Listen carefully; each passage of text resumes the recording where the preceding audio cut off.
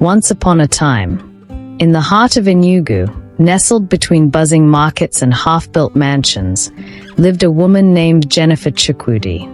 She was the kind of woman whose voice could soothe a crying baby and silence an angry crowd. Her rice tasted like home, her hands smelled of onions and honey, and her laughter carried the scent of early Harmattan mornings.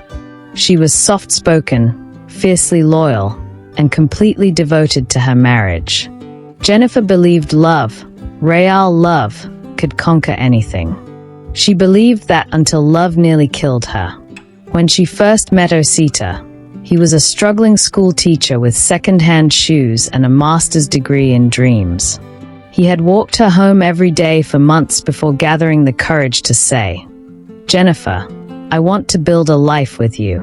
I have no house yet, but I have hands, and they'll build you one." She remembered the look in his eyes that day, bright, honest, full of all, like she was a prize he didn't deserve but prayed for anyway. Her friends warned her. "He's too humble," Ngozi had said. "Men like that change when they find success." But Jenifer ignored them. She believed Osita's promises. She said yes with her whole chest. And at first, he was wonderful. He made her pap when she was pregnant. He kissed her toes. They named their first child Chika together on a Bible verse, "God is supreme." But money changed Osita. His electronics side hustle grew into a booming business. One shipment from China turned to 5. He stopped wearing rubber sandals and started smelling of imported cologne. One day, he came home with an iPhone and handed her his old Techno. "Use this," he said. "Don't go embarrassing me at events." It was the last time he made her feel seen. Then one Wednesday afternoon, Jenifer returned from Ugbait Market with vegetables, only to find red heels by the door. Not her size, not her brand. "Whose shoes are these?" she asked, already fearing the answer. Osita didn't look up from his phone. "Precious. She lives here now." "What?" "She's my woman," he said like it was normal. "She'll stay in the guest room. Don't make noise." Jenifer couldn't breathe. Her tongue stuck to the roof of her mouth. That was when Precious walked in. Wearing booty shorts, lashes long enough to sweep the floor. "Hi, co-wife," she said with a smirk. "Let's be friends, okay?" From that day, Jenifer's home became a war zone. Precious insulted her food. "This stew is tasteless. No wonder our husband eats out." She washed her bras in Jenifer's kitchen sink. She locked Jenifer's kids outside one afternoon and said, "I didn't hear them knock. Must be ghosts." The worst part, Osita did nothing. In fact, he started praising Precious in front of her. "See how she dresses up, even inside the house. You look like someone's aunt." Jenifer began to shrink. She wore bigger wrappers to hide the bruises, some physical, some emotional. She started losing weight, but not the kind that came with exercise. The kind that came with hopelessness. She begged him. She cried, "Osita, don't let her beat our children." "She's disciplining them," he replied coldly. "Learn from her." Her breaking point came the night she saw Precious pouring hot water on her only Ankara dress. Jenifer screamed, "What have I done to you?" Precious smiled. "You were born." One night, Osita came home drunk. "Mama Chika," he bellowed. "Where's the pepper soup?" I made yam porridge," she stammered. He slapped her. In front of the children. "You think this is your father's house?" he spat, dragging her by the hair while Precious watched with popcorn in her lap. "Mummy," little Kamsi cried. "Stop it, Daddy." "No, I can't continue to live like this. I don't want to die and leave my kids," and so she made a decision. That night, Jenifer packed what she could, just one bag, and left with her children. No plan. No money. Just tears. Her friend Ngozi opened the door and saw her bleeding lip. She said nothing, just pulled her in. "You and the kids can stay here, as long as you need." Jenifer began to work as a cleaner in a salon. She braided hair for cheap amounts just so she could feed her children. Her palms cracked from detergent, but her heart, it began to rebuild. She sold ochre in traffic. She did all kinds of menial jobs just to survive. Sometimes her children helped. One day, Chica whispered, "Mummy, one day I'll buy you a house. A big one." She wept on the roadside. And because she gave God something to bless, God indeed blessed her hard work. One beautiful morning, while sweeping in front of Ngozi's compound, she saw a job listing. Administrative assistant needed, Tech Plus Nigeria. She ironed her best dress. Her heart beat so hard during the interview, she could barely hear the questions. Then the CEO walked in. Tall, dark, clean-shaven. His suit hugged his broad shoulders like it was tailored by angels. Charles Eakin. He noticed her bandaged wrist, her shyness, her discomfort. He said nothing, but he noticed, and he hired her.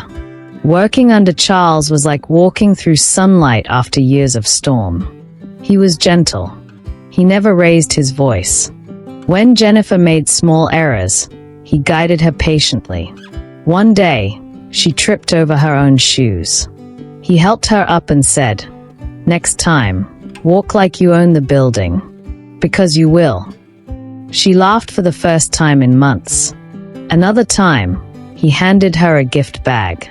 "What's this?" she asked. "Books," he replied. "On fashion, branding, and healing." "Why?"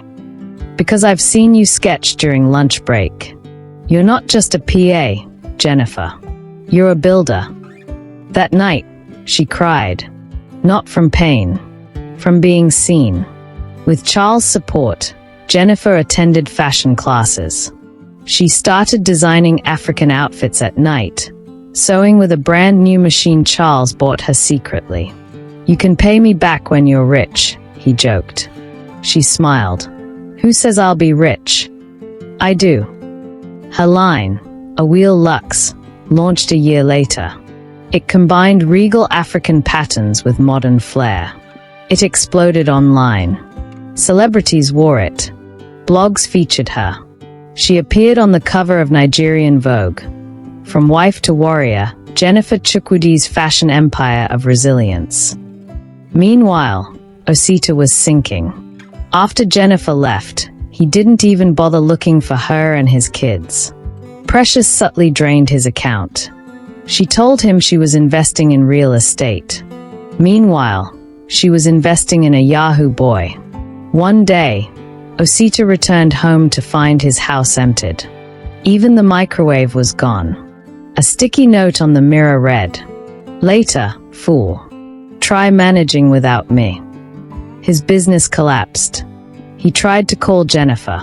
She blocked him. He even went to church, knelt at the altar, and begged God. But sometimes, even heaven is silent when karma is loud. One Sunday evening, Jenifer was the keynote speaker at a fashion gala in Lagos. She wore gold and kente, her signature colors. Charles stood by her side, his arm around her waist. They had not labeled their relationship, but the love was clear. As cameras flashed and applause filled the room, a figure approached, hunched and broken. "Jenifer." She turned. It was Osita. His cheeks were sunken. His trousers sagged. "Jenifer, it's me. I've changed." Charles stepped forward, protective. "Do you know this man?" Jenifer looked at Osita for a long time. Then she tilted her head. "No.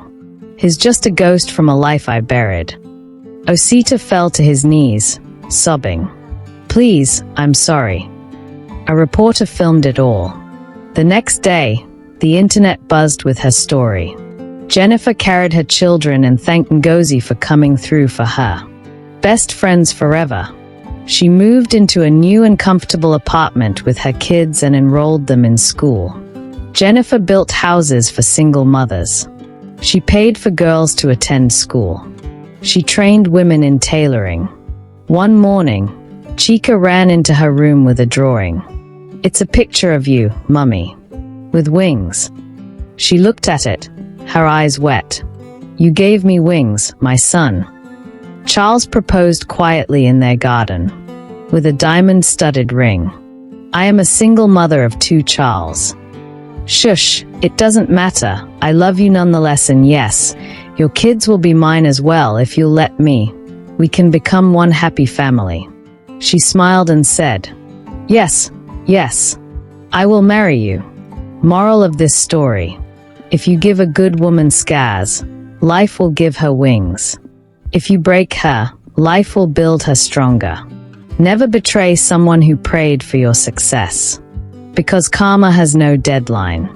And love, it finds those who think they've lost everything and makes them queens. Thanks for watching. Please kindly subscribe to the channel, turn on the bell icon for notifications of new stories. Like and share to family and friends, and lastly, drop your thoughts in the comments. I'll be replying every comment. See you in my next video.